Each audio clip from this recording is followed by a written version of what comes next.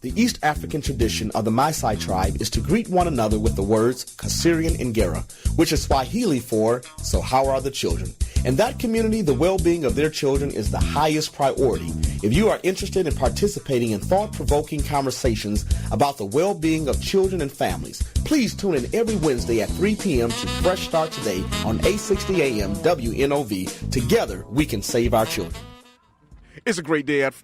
You are listening to Fresh Start Today. I'm your host, Jermaine Reed. It's a lovely day outside. These people threw me off track. But anyway, it's a great day, and we have a great show in store. Again, talking about the importance of engaging fathers in child welfare services, part 2. We began this very energetic, intense conversation on last week, and we have some of the fellows back in the studio. I know with the Election Central, they had all women that was, they was holding it down. Yes, Michelle Bryan, Dana Patterson, Wanda Montgomery. It was a whole lot of Martha Love, Patosha, Bria Grant. No, these folks. Patosha. With a P. Get it right. What I say? Patosha. She might call in. Well. Don't talk too damn show up. But they did a great job keeping the community informed about what's important in the area of politics, and congratulations to all those folks who won on yesterday. But now the real work began. So we as a community have to hold people accountable for everything they talked about these last couple of months. And help them. They can't do it alone. But we're talking today about the importance of engaging fathers, and in the studio we have Mr. And actually, it is Mr. Ed because Francis was the horse. You see what I'm saying? So Ed wasn't the horse, but we're going to call him Brother Ed. Brother Ed, how you doing, Brother Ed? It's going good. And then we have the blacksmith himself, the incomparable Dr. Ramel Smith. Good afternoon. Yep. Then we have from the Milwaukee Fatherhood Initiative, Dennis Walton. Good afternoon, Mr. Walton. Good afternoon, my brother. And my co-host over there at the far right is Sean Roby. Good afternoon, Mr. Roby. Good afternoon, everybody. All right. If folks want to join this conversation today, they can call 414-444-5250, 414-444-5250.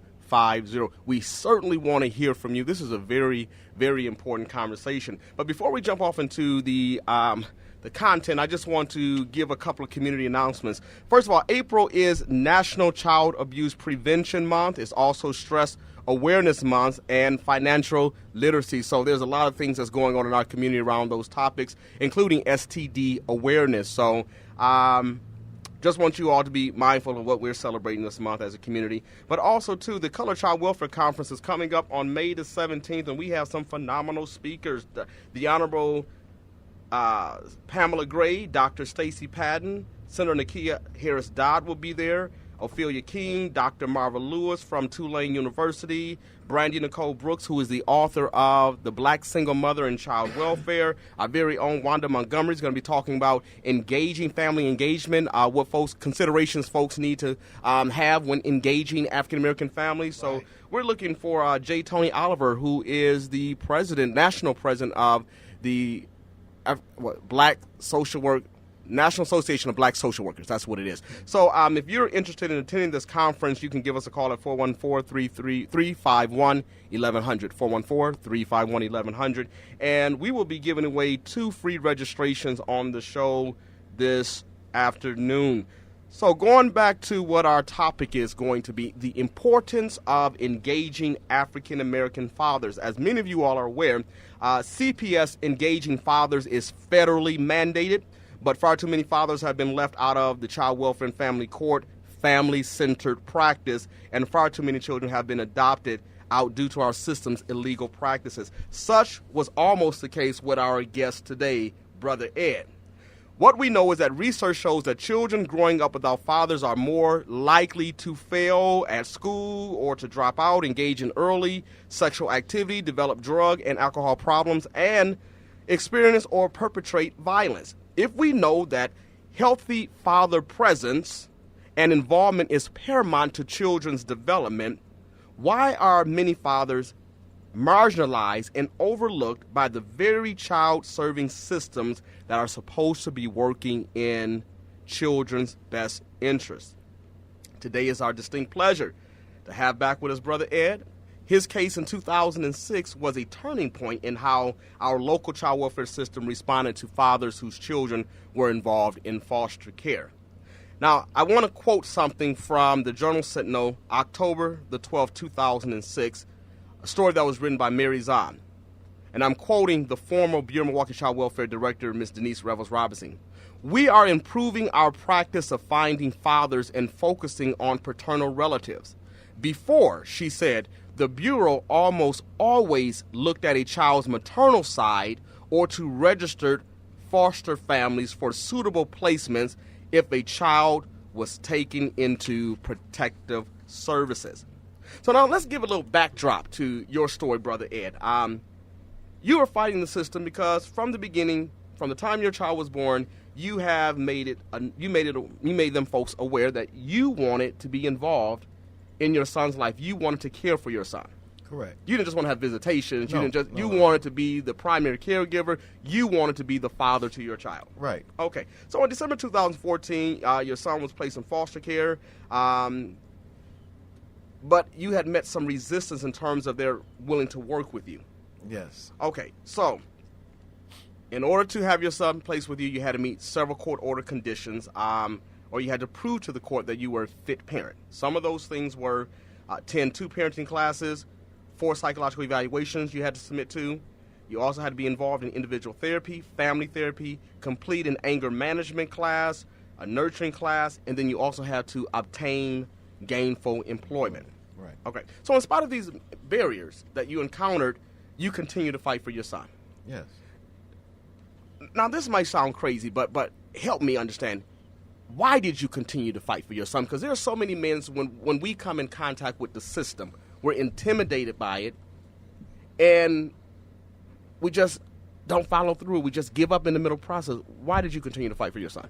Well, I had my own personal reasons. You know, growing up in a household where it was generally more women in my household than there was men. I didn't have a male role model.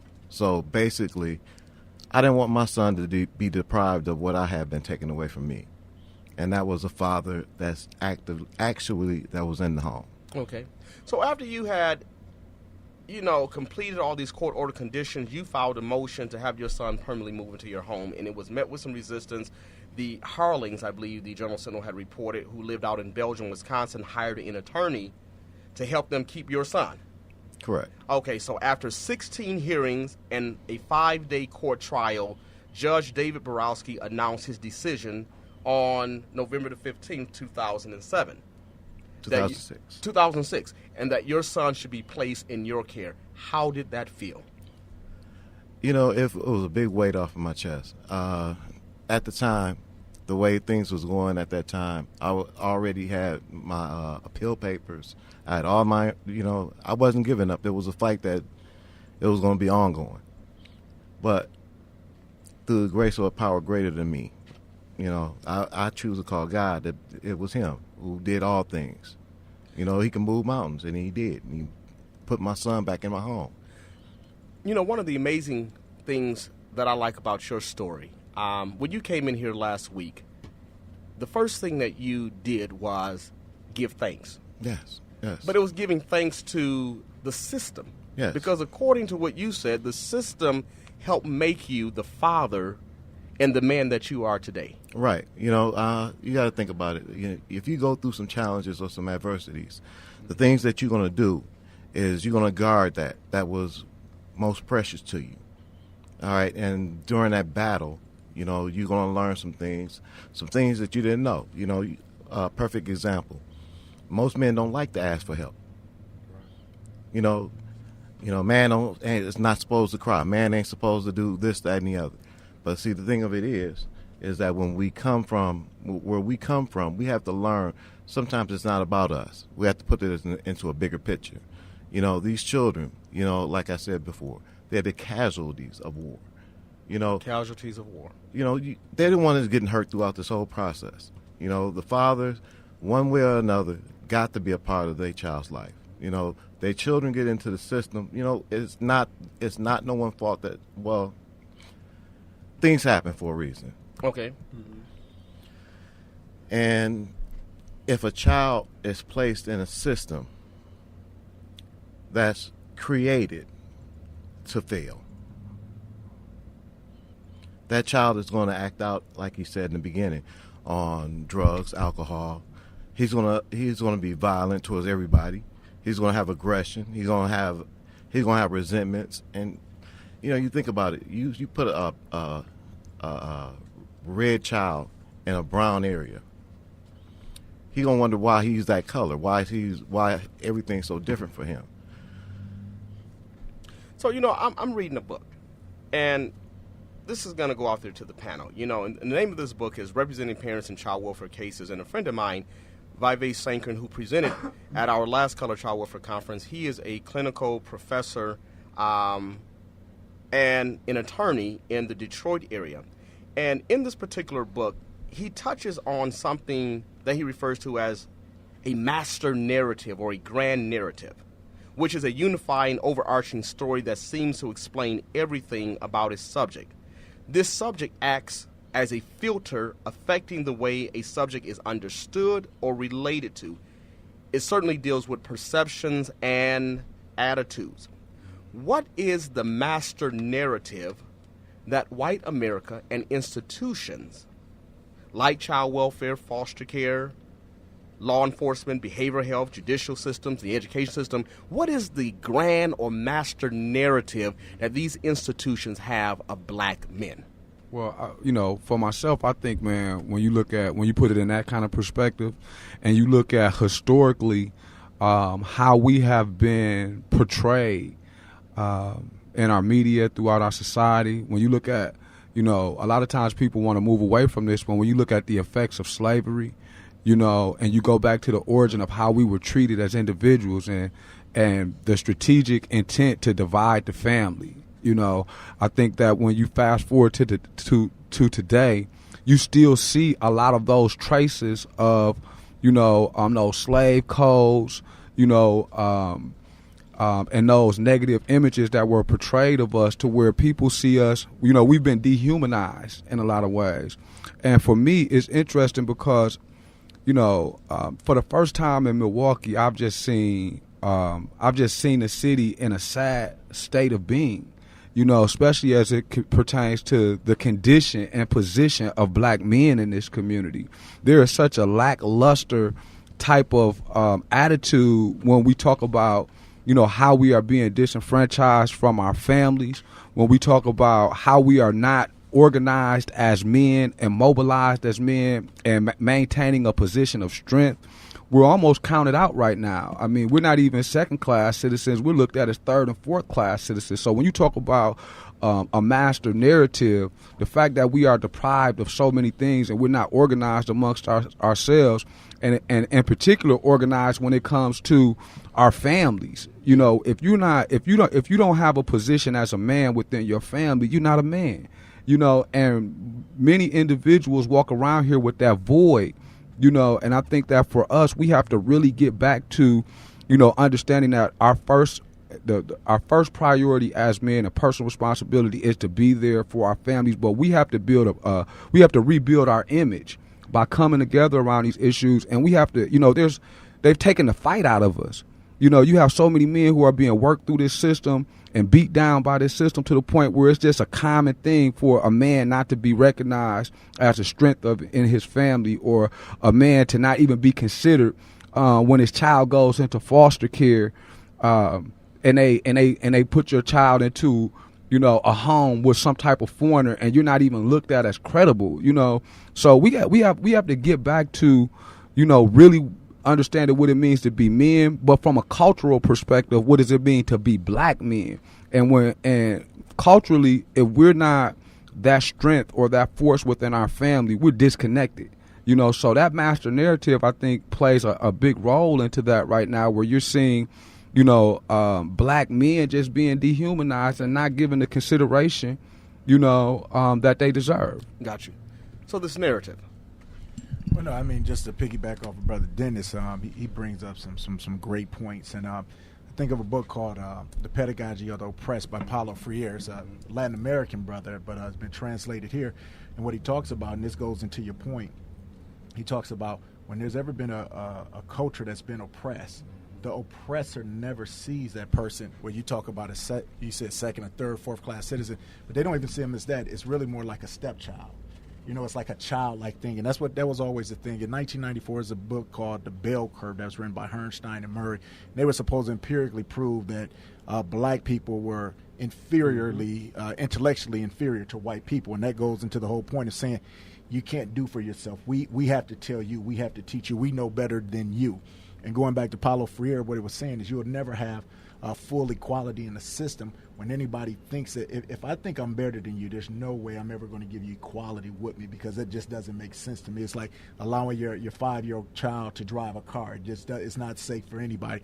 And so going to the point, whenever you're asking for something, you're already in trouble, because then you put it up for somebody to be able to tell you no. And I think that's what we've done in so many cases, and that's from the legacy of slavery, because you think about it, a lot of the stuff that was done when people did stand up and rebel, people were made examples of. And those type of things, still linger on today in different ways, because even now, if somebody stands up, you're ostracized in certain ways, you're disenfranchised, specifically financially, in certain things that allow you to do things. So going into it, when you allow the master race, so to speak, as they put it, to have control, they're never going to see you as equals, and thus they're always going to think they know better than you, and then they're going to make decisions for you because you don't know. So when they do it, you don't have ownership in the program. You have people telling you what to do because they know what's best for you. And even on the lighter side of that, if you look at it from a broad perspective, who is willing to give up their power? Who will openly just give up their power?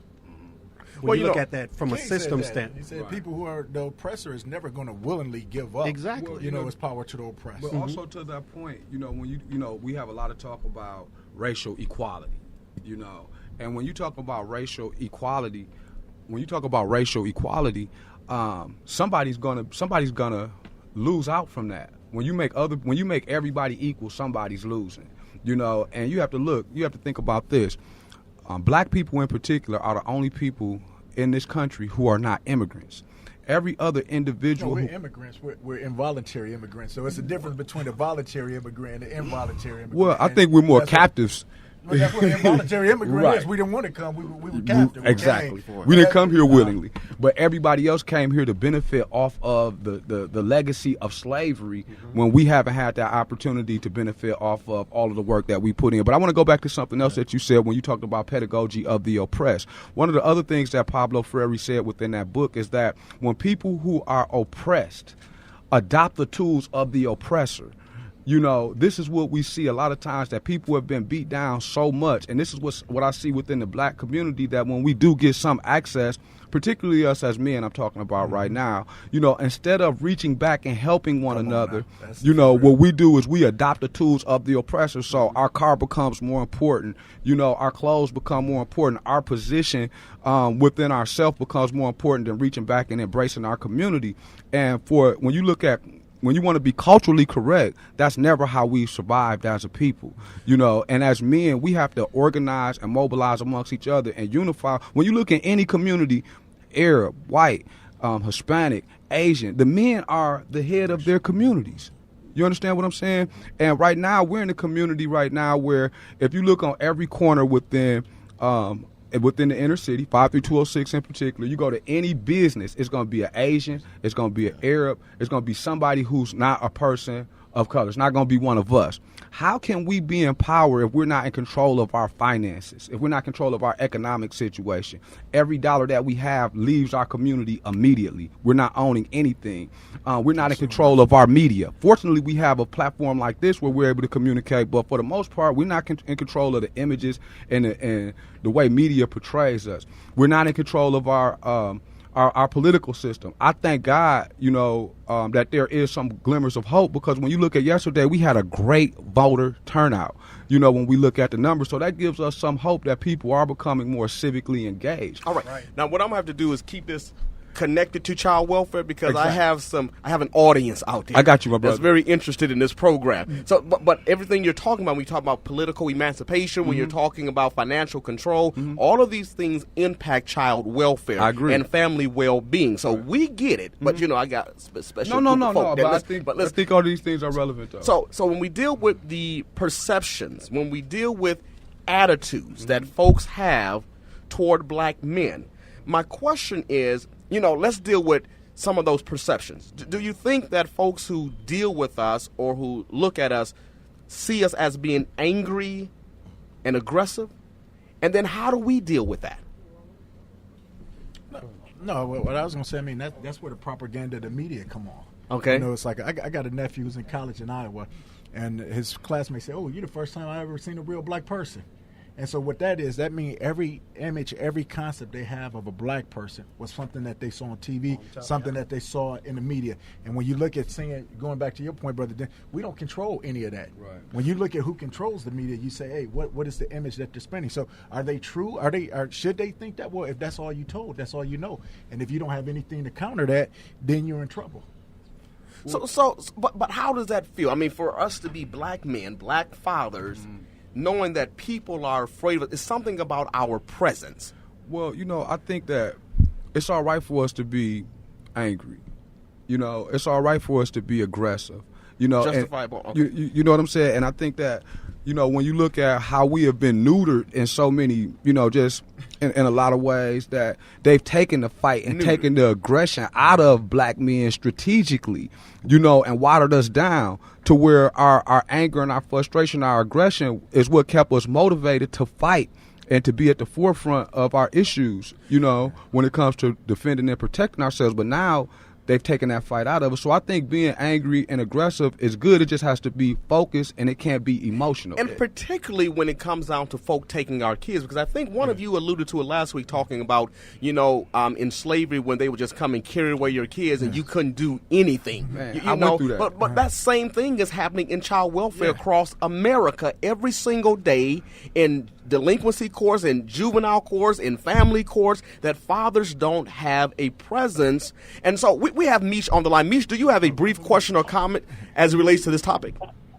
Yes, I hear you guys, articulating very well. Remind me of a couple brothers that read a lot of books that just got out of the penitentiary. They put their actions man, really to work, and they developed a program that housed men and women that were bound by drugs and alcohol, and they probably ran that thing for about 20 years. I want to ask y'all, and I want you to be totally honest because you sound a lot of good things. What you going to do about it? Slavery is fine. Our self-awareness is cool. What you going to do about it and what you doing about it? Because you talk about the stores in our community. We are funding terrorists and everything else, man. Them boys that we giving that money to, as soon as they swipe that credit card, it's going straight to the bank like a PayPal. $11, $12, $14, 68 cents. It goes straight to the bank. And guess what? That money is leaving our community and leaving our country, man. And same along with the Mexicans. Okay? What you going to do about it? The people downtown won't let us open up no stores so we can fund our own community and prop up who we want down here. We need finances for that. Them corner stores can put you in that position. What you going to do about it? Please, Kim, because you sound good. But what you going to do about it, man? So I can get in there and help work with you. Now, Meech, a couple weeks ago, you had called when I had a young lady on the show because we were talking about, remember, the baby being taken and about what we're doing in terms of galvanize as a community, whether or not we are coming together to talk. And I wanted you to give me a call. So make sure you give me a call at 414-333-3372 so that we can finish up that conversation. But okay, repeat that one more time. I'm in this diesel truck, and I'm finna write this down right now. Repeat it right now. I'm going to get off the phone. Well, I'll have the caller, the engineer give it to you, my cell number.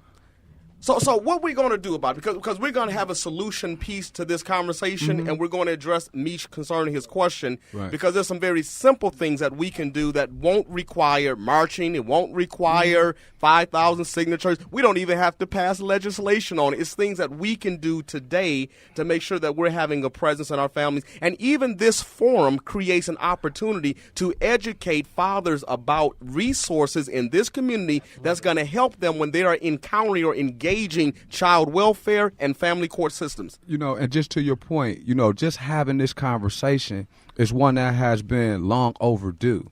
So because we don't talk. Because we don't talk about it, and for so long the issues of men have been ignored, and in particular the issues of black men. So the fact that you are even on this radio station communicating these issues is a part of the solution. You know, a lot of times they say, well, you talk too much, but you have to talk about these things to raise awareness. So I appreciate even being able to sit here with black men and talk intelligently about what it is that we're going through, you know, and that's what we have to do, continue to raise the awareness. You know, we have to deal with the fact that we are angry, you know, but how do we heal ourselves? Yeah. You know, how do we, you know, heal our anger where we're mad at the mother of our children for what she did or she's mad at what we did? You know, how do we get to a point where we understand that our true foundation is, as men, we have to be more committed, involved, and responsible in the lives of our children and in our families. And we raise the standard and we get back to that value, and we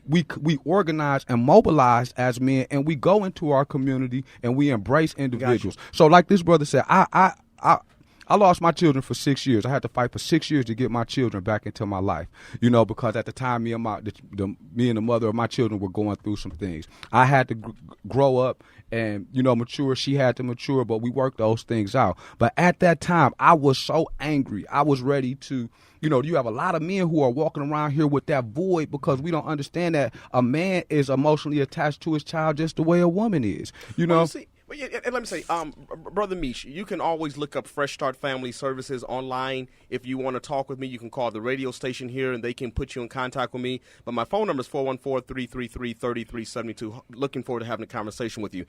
I want to kind of go, before I take Ken's call, I want to talk about whether or not, when we're encountering engaging systems, do we feel that we ever have to apologize for our presence, for being black men, in order to make other people comfortable with us? Think about, and staying on topic, but think about Tamir Rice, the 12-year-old boy that was shot in Cleveland. The police said, well, he was too intimidating because he was 5'7" and 156 pounds. So just your presence in itself is scary for certain people. So when you start talking about that, because of the propaganda of the media, just the way we look. If you come in and you a big black man, you've already lost half the battle because now they're afraid. And then you talk about the anger. You talked about last week, people trying to provoke stuff. If people already know that the bear is already hurt and they know how to poke the bear, once you poke the bear and you get the expression you want, now you can validate all of the stuff that you had, all of the stereotype. And that's a lot of the things what happen. What they do is they put us inside of a system that they know is already stacked against us, and then when it doesn't go our way, wonder why we react the way that we do. It's all a okie doke. It's a way of setting. So even going back to Brother Meach call as far as saying, what can you do? It's so many different things that you can do on a level. The one, what I always get frustrated is when somebody says, what you gonna do? That's what you gonna do? The first thing that I'm doing is I'm raising my boys to be men, and that's the first thing that we all have to control. You got to control your own environment, because that's what he was that's doing. How you change the standard. No, so that's what we do. The second thing is, and this is what we talked about, Brother Ed, just him coming on telling his story. So talking, let somebody say, you know what, it is hope, because sometimes we get into that hopeless feeling saying, man, you know what, it ain't never gonna change, it ain't gonna do it. So now we done got two brothers in here in the last 2 weeks saying, hey, you know what, it was a battle. So that's saying if you want to win this battle, you got to have some perseverance, some stick-to-itiveness, some resilience, and all of that anger that you got, instead of unleashing it on your brother, unleash it against the system where that's really attacking you. And I think that's what we've done so many times, because we've been taught that by the system too. If I kill a white man, I'm going to get a much different penalty than if I kill a black man, and we know that. And then many crimes just happen within proximity, so you beat the person up who just lived next door to you. That just kind of happens. You know, in response to something you just said, I want to quote something from a study, the Journal of Personality and Social Psychology, where researchers asked college students, and they were white college students, and police officers to estimate the ages of young children who they were told had committed a crime, both misdemeanors and felonies. In both groups, respondents were far more likely to overestimate the ages of young black boys than young white boys. They were also less likely to view black children as innocent. And particularly with the college students, it was the young white college students who said after the age of 9, at that point, they perceive black boys to be very violent. So what grade are you in at age 9? What? 3rd, 4th grade? 4th grade. Yeah. Well, Ken, we have Brother Ken on the line. Brother Ken, do you have a brief question or comment as it relates to this topic?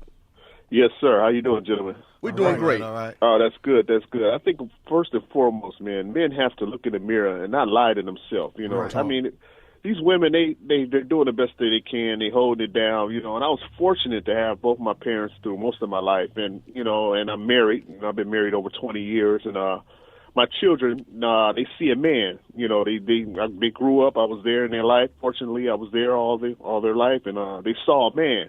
Now they compare me to, you know, other men or other women, you know, their moms to other men, you know, whoever acquaintance they may have. You know, they have a barometer to go by. So, you know, it's just you just got to look in the mirror, man, because a lot of brothers I talk to, they don't even have an argument. They wind up sounding stupid because it's like, well, I pay her X amount of dollars. Well, brother, you ain't there. You know, unfortunately, you're not there 24/7, you know, and it's like, man, until you there on the day-to-day grind, it's a big difference, you know, so. Well, I think that's a very important point, Brother King, that you bring up, because we often talk about the family court system and child welfare and child support, you know, department looking at black fathers or fathers just as being ATMs, you know, but do we see ourselves as being ATMs? And, you know, I think along those lines, because we've talked about communication, be open to getting help from somebody else. But I think another critical one is being available, because that ties into what this gentleman was just talking about. If I'm only a financial or appear to be an ATM, what else can I be? What else can I do? I don't have to live with a woman to be there for my child. And that's true, but let's talk about something I'm sure that Brother Dennis can attest to, and a lot of fathers who are listening to this program today, as it relates to just father and child engagement. There's a number of national studies that show when social workers and folks who work in the court systems were surveyed about some of the barriers to father-child engagement. Do you know what the number one barrier was? What? Their mothers. The mother and father relationship. Right. And again, because a lot of times we can point the finger back and forth, and as men we can blame it on the women, and as women we can blame it on the men, but we have to get away from that and understand that the issue is deeper than that. It's when you look at psychologically what's going on, when you look at what's happening in our communities, when you look at what's socially engineered in our communities, historically how we have been pit against one another, you know, and this is something that I had to come to understand it for myself, where, you know, I was down on myself and feeling like, well, the mother of my children kept me away from my children, but I had to also accept some personal responsibility, you know, and I think that when we go back to the root of it, you have issues where there are a lot of mothers who are keeping their children away from men. So we can fix it. We don't have to pass a law on that right there. Yeah, but we don't have to march on that. But my point is that, you know, as men, we first have to take personal responsibility for our actions. The woman that we chose to lay down with, you know, as well as, you know, all of our behavior is not all family planning. Family planning, but understanding that we have to continue to mature and grow and evolve as men. Right. And when you look at it from that perspective, it's not a us against them. It's like, what can I do to improve the situation so that we can be as one? So we're talking about the importance of engaging fathers in child welfare services. This is part 2 of our discussion last week. And if you'd like to join the conversation, please pick up the phone call 414-444-5250. We've missed a couple calls, but call back 414-444-5250.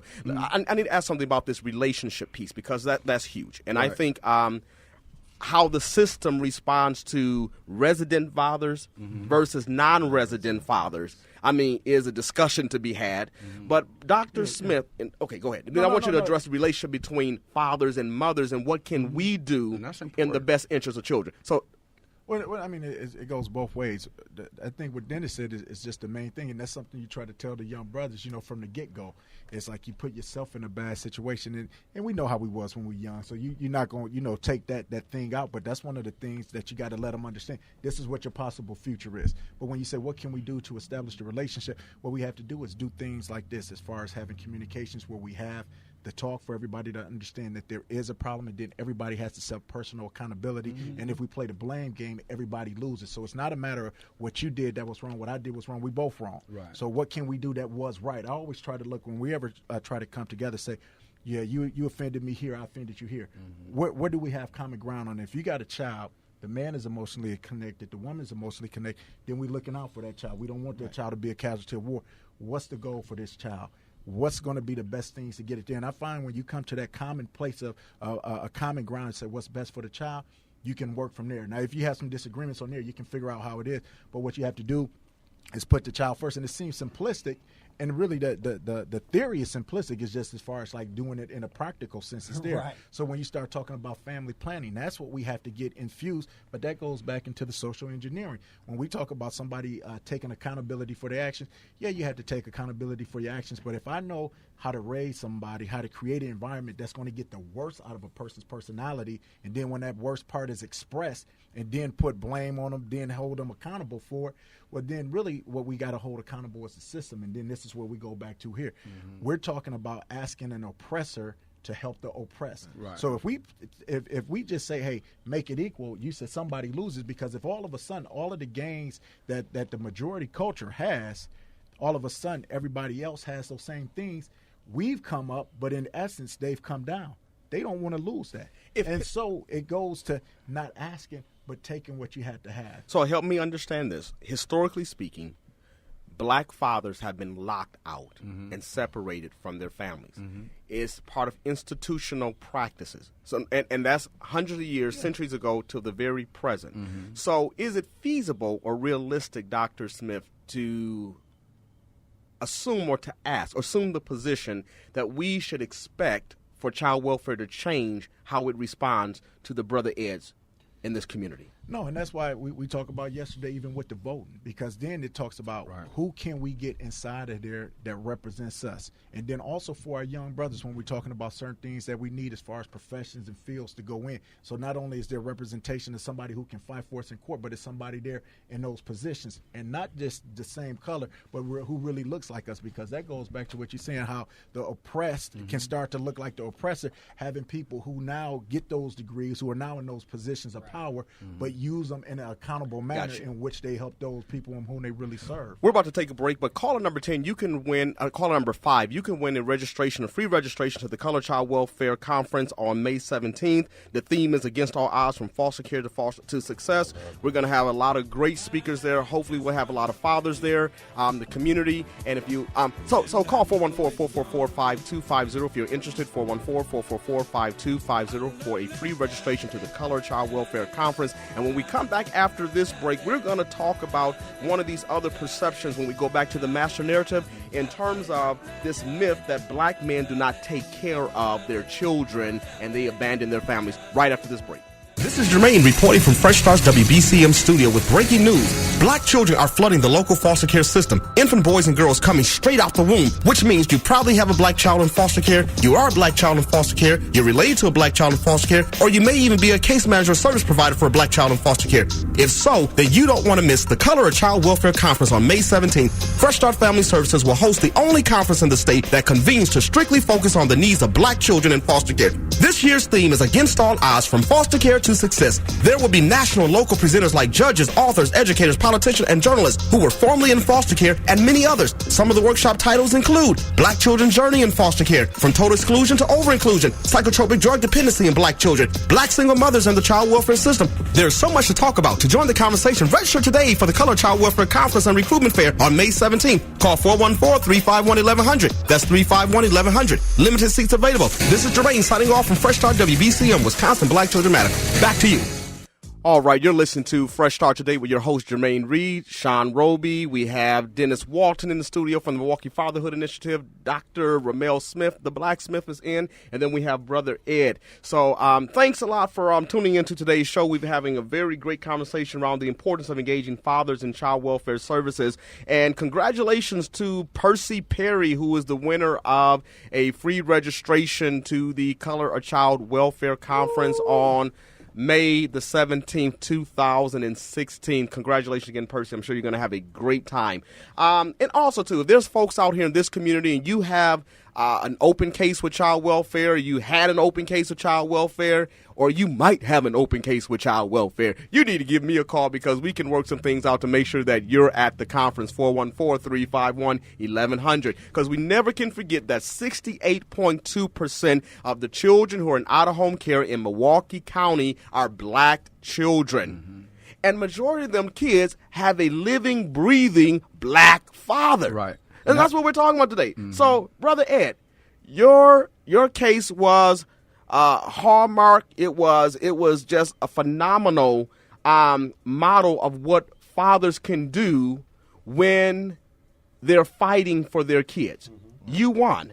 And you won not just for yourself, but you won for a lot of other black fathers and fathers that's in this community. So, again, congratulations to you. You were talking about, what were you talking about, brother? Offline, you were talking about checkmating. You were talking about folk haven't seen their kids in 10, 15 years. Yeah, I was saying that, one of the things that I found when I was going through the fight to get my children back in my life, is that when I was walking around with all that anger and frustration, one of the things that the Milwaukee Fatherhood Initiative allowed for me to do was to engage with other men who were going through some of the same situations. And a lot of times when you're going through something, you think that it's just you. But then as I started to talk with men, and I saw it was men who hadn't saw their kids in 10 years, 15 years, 20 years, 25 years, and I was able to share with them and with my experience and learn from their experiences, it made me feel better to know that I wasn't the only one that was going through this. And it also motivated me because when I saw that this guy hadn't seen his kids in 20 years, it made me that much more motivated to stay on top of my situation and get it resolved. And what happened was the experience allowed for me to develop a skill set to where I can help other men. That's why it's so important to have this conversation, because the experience within it, the experience alone gives us a skill set to be able to help somebody else. Mr. Roby. Yeah, I think just so we can go a quick recap, I think a few things that we've acknowledged what can be done right now. One, communicate. Get help if you need help. One, be available for your kids. Also, find a common ground with the significant other of your kids. And one other thing, start at your own front door. Start at your door. Then go to your families. Then start in your community, because it only takes one. Well, because I'm glad you said that, starting in our own front door, our own backyard, in our space, because a lot of times we see these distressed relationships between parents, and children are caught in the middle. They're the casualties. We're talking about even before child welfare gets involved or system folk involved, we see it, we observe it, and there is something in this community that we have not had an open discussion about that we need to, and that's the malicious mother syndrome. And it's real. It's very real. So, but what we wanted the audience to do, we're going to give away another free registration to the Color Child Welfare Conference to caller number 5. If you call right now, you can win a free registration to the Color Child Welfare Conference on May 17th. Dr. Smith, talk to me about the malicious mama syndrome. Well, every diagnosis that's listed in the DSM-5 diagnosis statistics. What page is my ex-wife on? What page? No, what page? No, you're not going to find it in there. She didn't make the DSM. But what it is just, you want to put a name to something and whatnot like that. And as Brother Ed talked about, he said that, it's just a code for baby mama drama. That's all it is. It's the bitter mother. The old saying is, hell hath no fury like a woman scorned. And unfortunately, if a woman knows that a man loves his child, and that's the only way to get to him, then they will use that, and many will do it. I remember it so clearly because I had a situation with my daughter, and I had a girlfriend at the time, and she was like, "Hey," she said, "Trust me, it's gonna get better." I was the same way with my daddy, with my baby daddy, and it was like so funny that she understood exactly what it was. She could pick it up. Right. Women can admit it at the time, but it's one of those things where you don't know. A lot of times I teach anger management.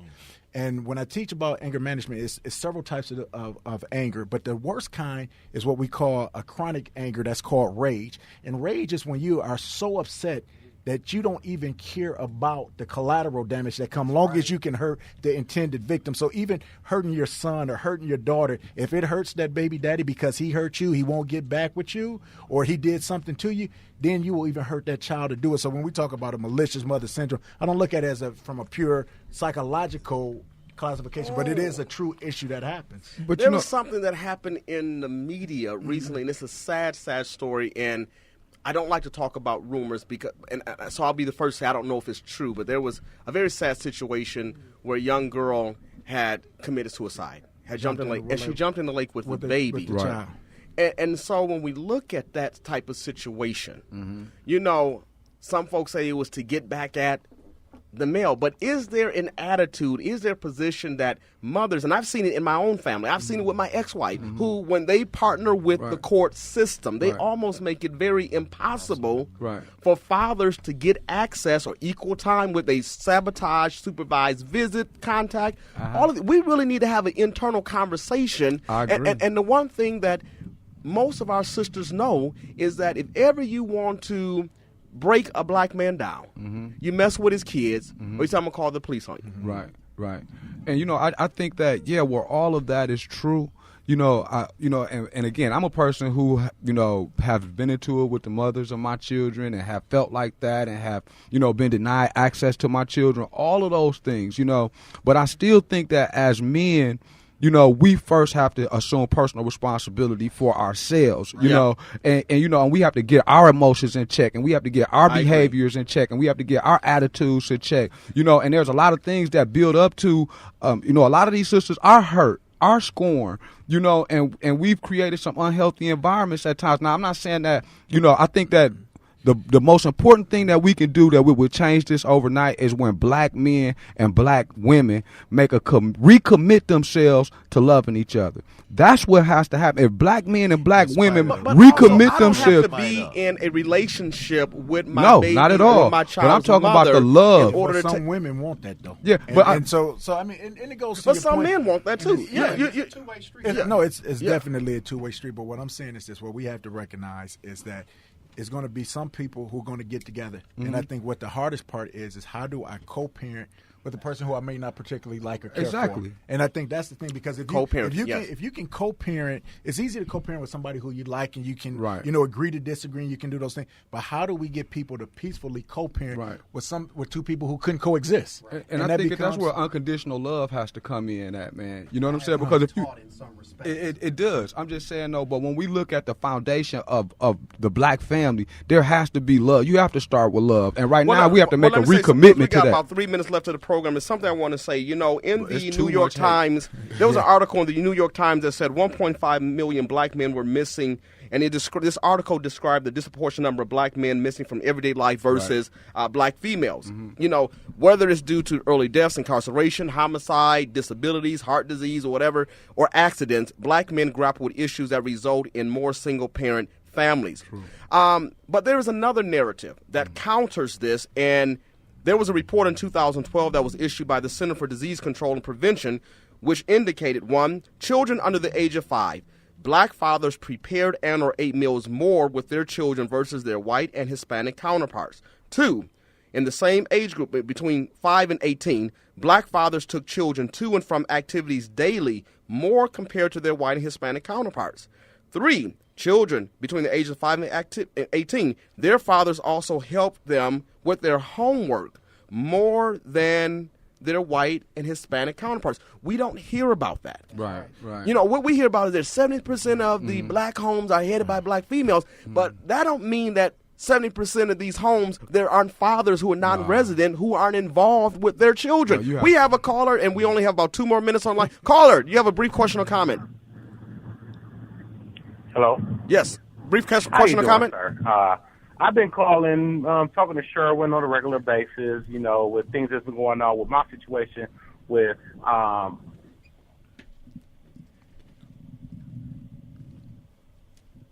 Yes, sir. What's going on with your situation? Okay, I think we may have lost that caller. Go ahead, caller. Yes, thank you for taking my call. Yes. Hello? Yes, go ahead. Yes, thanks for taking my call.